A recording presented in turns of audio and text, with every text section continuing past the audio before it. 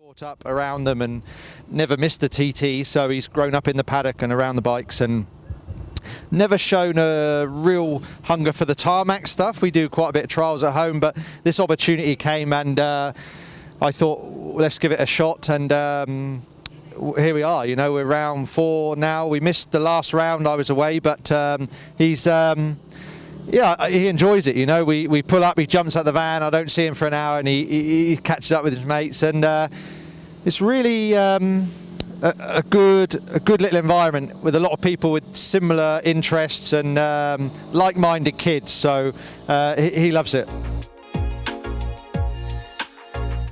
So my story began really a very 6. I started with trials, which is the total opposite of motorcycling, a type of motorcycling to the Isle of Man TT. It's all about slow, very slow technical riding, but that kind of ignited the fire, I think. And my dad never raced, but he had a big passion for motorcycles and racing, and one time we hired a mini moto out, actually on the Isle of Man, my first visit, and that kind of then introduced me to the tarmac. And it took a long time to get into the mini moto scene because of finances, really, and then just kind of always looked at the next step and aimed high and kept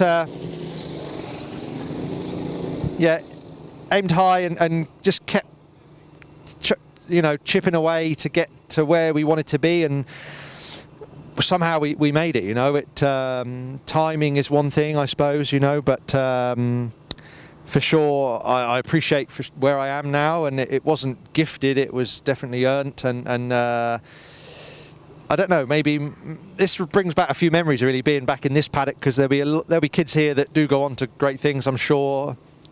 Only some, I would think. It's a very limited few that can break it through to a professional career, especially in the short circuit racing. Road racing's a little bit different, but yeah, it's quite interesting actually watching some of the kids here to sort of see who might be there or what's going on. But it's certainly the right place to be, I think, to learn the grassroots racing and then progress on to further championships from here.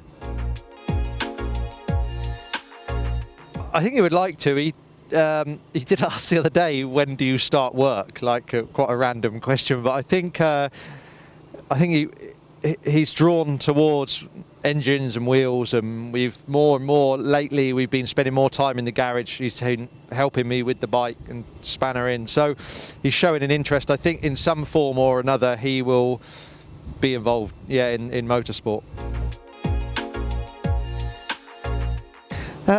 Yeah, I mean, only from my experience, I think you have to try and network where you can and think a little bit about your long-term goals and where you want to be. But ultimately, for me, there was many hurdles, and so many times I could have given up or found something else to do that was probably easier or cheaper. But with my mum and my dad, we struggled, to be honest, but it paid off in the end. And I think if you want something enough, you will find a way somehow to get it. So don't give up and chase the dream, but also grasp any opportunity you have. Really make the most of it, because you might not get it again. Yes, I mean, fingers crossed, and all being well, I'm going to be staying again with Rich Energy, OMG Racing. We did a good amount of testing at the beginning of this year, then everything stopped, and obviously we didn't get to put it into practice. So there's already plans going on now for further testing, ready for the 21 season, and really fingers crossed we can get stuck into that. And there's a few other things going on. I have gone on with Rich Energy and the OMG team, so watch this space. But it's exciting stuff, and yeah, I mean, if I can get on a motorbike, I'll be riding it. So we'll be doing whatever we can. You can keep up to date with my movements and racing, and also my son's through my Instagram is the main one I use, which is James Hillier 37, and I should really set my son up a profile, but I'm sort of don't really want to get him into all that. I want to just keep him focused on the racing. That's what matters to me at the end of the day. Although times are changing, but yeah, Instagram, James Hillier 37.